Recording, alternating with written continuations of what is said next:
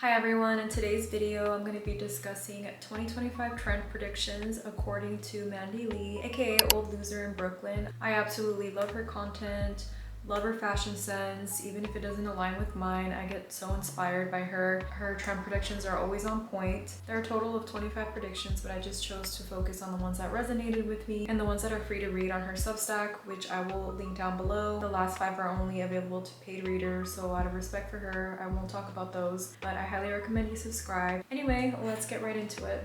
The first trend on her list are alternative animal prints, and I'm going to read just a little blurb to add some context here. She wrote, if leopard print is to 2024, alternative animal print is to 2025. Generally speaking, expect to see a massive shift from solid colors to prints as the trend cycle begins to move away from sad beige, quiet luxury, and into rich maximalism once again. The prints I think will be particularly successful are polka dot adjacent like Dalmatian, fawn, and snake.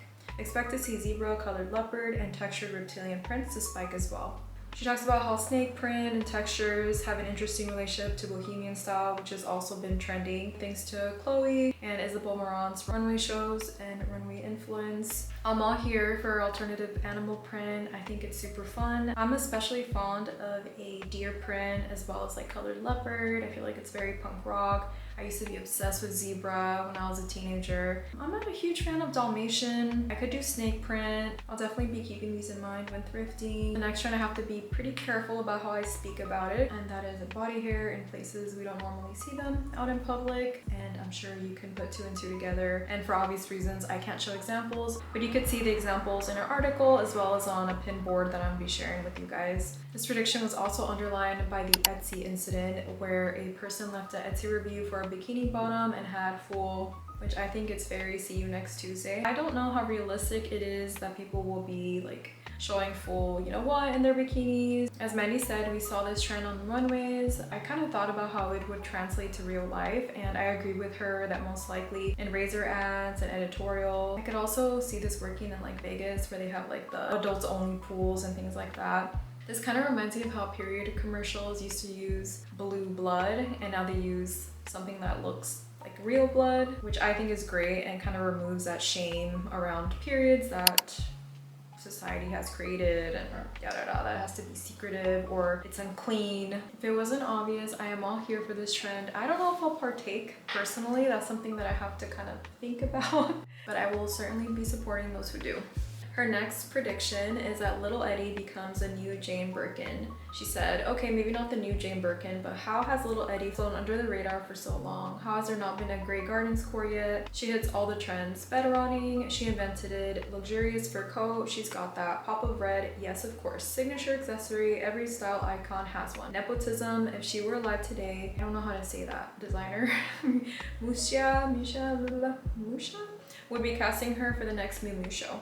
I feel like a bad fashion person, but honestly, I knew like this much about this lady before this article. I've seen clips of that movie on TikTok and memes and like pictures here and there, but I didn't really know her story. It was fun to find out what an icon she was. I found another article that Morgan from Rugged and Fancy wrote where she described Eddie as the eccentric cousin of Jackie Kennedy. She was once considered a great beauty in her youth and a total oddball recluse in her life. I think her style has never been more relevant now in our era of letting it all hang out, breaking all the rules, dressing for ourselves, having fun, and not taking ourselves too seriously. Little Eddie's arsenal included headscarves, pin brooches, and layers of flowing fabrics, and the dual function of a skirt as a cape when needed.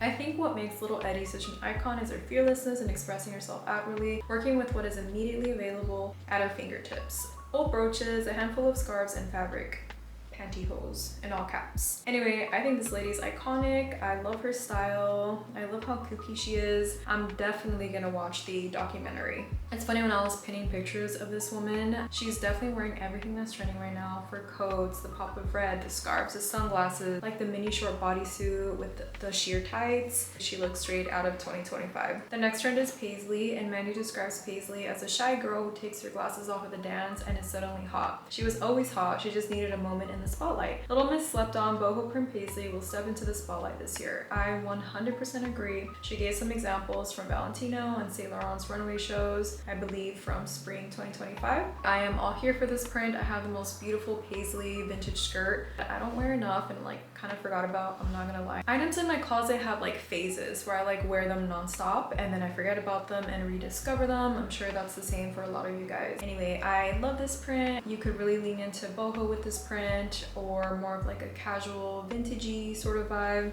I would love to incorporate more paisley into my wardrobe. Actually, I might have a paisley top as well. The next trend are peep toe shoes, but more in like a freaky way. Peep toe fits in perfectly with the grotesque direction shoes have been moving in. Between tabbies, ballet sneakers, and various Frankenstein hybrids, consumers crave more disgust, more repulsion, more toe cleavage. She continues to say that something she expects to see as peep toes grow is weirdo cutouts beginning to take shape, asymmetrical or sculpted or holy. Essentially a trypophobia nightmare. Cutouts so weird and unsettling, not even AI could generate. Do your worst. Holes. I love her writing, it's so funny. I am all here for this trend. I love freaky, weird things. I feel like tabbies have taken over as like the freaky shoe right now, so it'd be cool to see different variations. I personally will pass just because I can't walk in heels and I don't like showing my toes unless I have to at the beach or something. Next we have Harley Quinn diamond argyle pattern as well as clown core. I believe I talked about argyle coming back in one of my last videos, so anyway, Mandy wrote, Argyle filters in and out of the trend cycle, often largely due to its collegiate sensibilities. However, the last time we saw it making waves was in 2020 during the TikTok micro-trend era. Argyle can flow from collegiate to circus clown pretty easily depending on cuts, colors, and styling. I 100% agree. Expect to see more mainstream Argyle and diamond prints in 2025. Absolutely love clown core outfits. I love a diamond. I love a knee-high Argyle sock. I love it all. The next trend is not a fashion trend, but more of a mentality, and that's hipster mentality. She explains that essentially gatekeeping, but the real kind of gatekeeping. No announcing your gatekeeping, enticing your audience to figure it out for themselves, only to return to the comment section to declare their findings, defeating the purpose of announcing your gatekeeping in the first place. People will intentionally be keeping things they really care about flying off the radar, non-existent. If you know, you know. Holds no meaning when you encourage people to find out. They either know or they don't.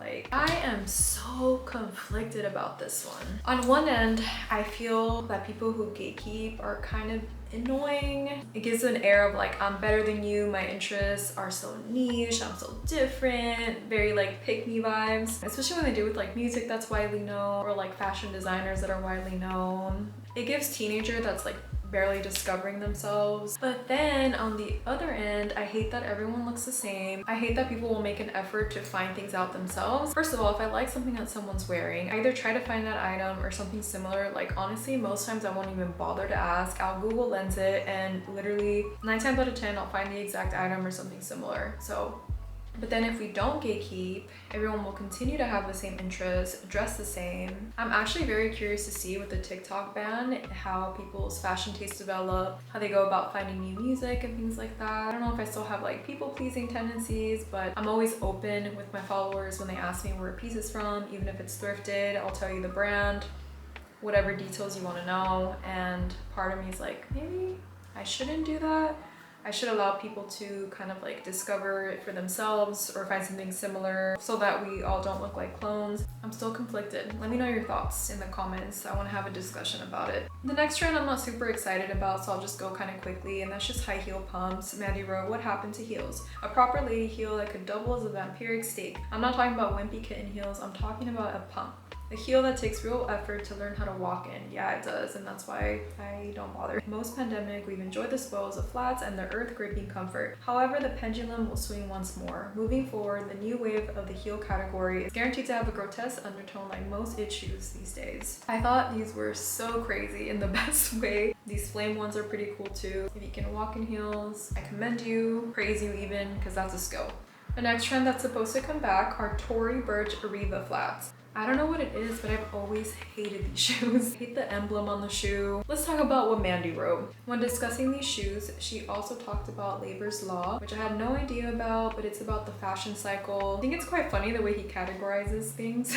Mandy wrote that the fashion historian James Labor conceptualized Labor's Law, a theory explaining the trend cycle timeline in his 1937 book Taste in Fashion. Each adjective has either a positive or negative connotation, which dictates an item's relevance at the point in time. In modern decades, we've come to accept a 20-year trend cycle. However, even that feels lengthy considering how much social media has accelerated trend life cycles. What's particularly interesting about Labor's Law are the adjectives Labor chooses to describe each interval: amusing, shameless, indecent, harsh yet descriptive. Mandy added that the Riva flat made its debut in 2006, and it's likely perceived as outdated middle America fashion, perhaps considered dowdy or ridiculous. I agree. I'm so sorry. According to Labor's timeline, they'll need another 130 years to be considered beautiful, but by modern standards, they are ripe for a comeback. How does Labor's Law play into the Riva? Take the simple Isabel Marant sneaker wedges, for example, a shoe that was loathed, written off completely, and called chewy for fashion TikTokers in 2021, along with the entire ballet flat category that is now like super popular. After enough time passed, Isabel Marant sneaker wedges are adored again. And the same TikTokers who claim they hated them with all their might are scoring Depop for a pair of their own. Not me though.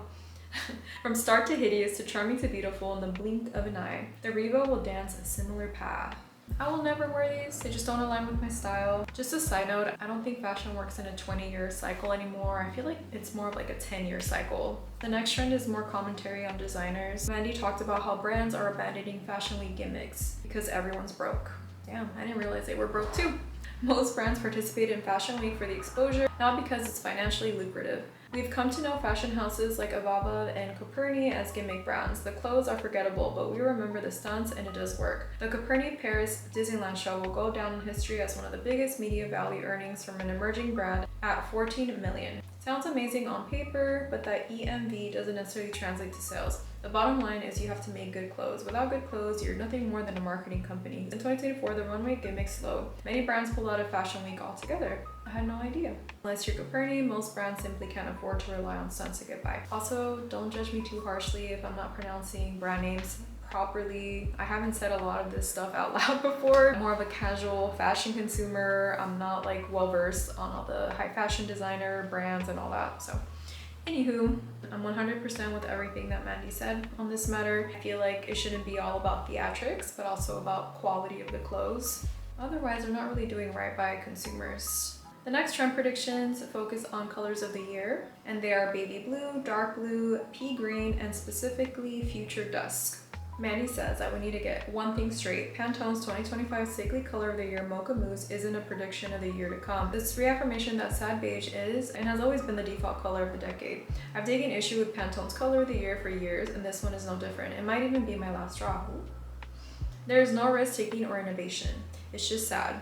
On the other hand, Coloro X WGSN releases their yearly color predictions nearly 2 years early. Whoa, how do they know? She trusts their analysis and methodology so much more because it's proven. Many of the colors they choose feel random at first, then 2 years later they creep up and they start to see them everywhere. According to Coloro, Future Dust is the 2025 color of the year. Future Dust is a dark, moody, and intriguing hue, sitting between blue and purple, has a sense of mystery and escapism, and feeds into themes of transition, whether it be moving from dark to light, dusk to dawn, making it perfect for a period of immense change. It offers a fresh take on dependable dark blue and manages to feel familiar and futuristic. I love Mandy's interpretation of this color. She says that 2025 represents a sense of dread and darkness, fear and uncertainty. Future Dust captures these emotions perfectly. 100% agree. I think for me, I'll be skipping this color just because any color that leans a little too purple, I stay away from. Purple's just never been my color. I don't think it ever will be my color, so not for me. The next prediction are hair and fur accessories. This one ties in with number 2. Body hair. Fuzzy accessories and fur coats have always been a cornerstone of fashion and a safe fallback when it comes to making a statement, but this iteration is referential to the Victorian era. I've been touching on this a little bit in my trend videos. We all know that fur of any kind is trending right now, as well as like Victorian-esque fashion. So I 100% agree with this prediction. She says that some might consider it disturbing or unnatural, but all things dark and grotesque are very much happening today. Simone Rocha's guest ball for Jean-Paul Gaultier brought his hair bow and hair bun earrings. I saw these, I thought they were fun. Created ties made out of braided strands. More and more shoes pop up with distressed looking shags. She says that she looks forward to seeing more morning jewelry, accessories like earrings, belts, ties made of hair, and boots matted in fur. It's creepy and spooky, but it's also hypnotizing. I 100% agree. It's different for sure. It's something that we haven't seen for quite a while, especially with using hair as earrings, as like a tie. Ooh, it'd be cute to have like a tie made of hair and then like accessorize the hair. I don't know if I'd wear this in real life though, to be honest. But I will say I'm a fan of like the morning jewelry from back in the day where people would weave their hair into like a pendant and their loved one would wear it or whatever. I'm assuming the loved one of the person who passed. Some may say it's a little creepy. I think it's sentimental and sweet. So I'm here for it. The next trend on the list she calls face shielding anti-surveillance fashion. She said that this is another trend she's been talking about for a few years, picking up the conversation more recently after the election this past November. It's so important to consider culture, the economy, socioeconomic issues, and the overall political temperature when discussing fashion. Oh, I can't. There we go. Fashion and trends often feel like a fun escape, but they're often a direct reflection of the bigger picture, and to think politics don't dictate what's happening in the industry at large is foolish.